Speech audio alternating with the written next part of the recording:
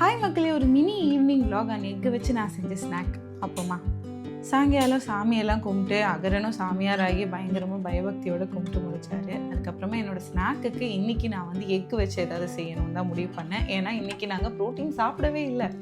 அதனால் எக்கு வச்சு boiled egg வச்சு சாண்ட்விச் மாதிரி செய்யலாம். அண்ட் அகரனுக்கு போச்ட் எக் கொடுக்கலான்னு சொல்லிட்டு நான் அகரோட எக் பாய்லர் அண்ட் போச்சரில் தான் நான் இதை செய்ய போகிறேன். எக் பாயில் பண்ணுறதுக்கு எவ்வளோ தண்ணி வைக்கணும்னு அவங்களே சொல்லியிருப்பாங்க. சின்னதாக எக்கில் ஒரு ஹோல் போட்டுட்டு அதை நம்ம அந்த பிளேட்டில் வச்சு பாயில் பண்ண விட்டுட்டா போதும்.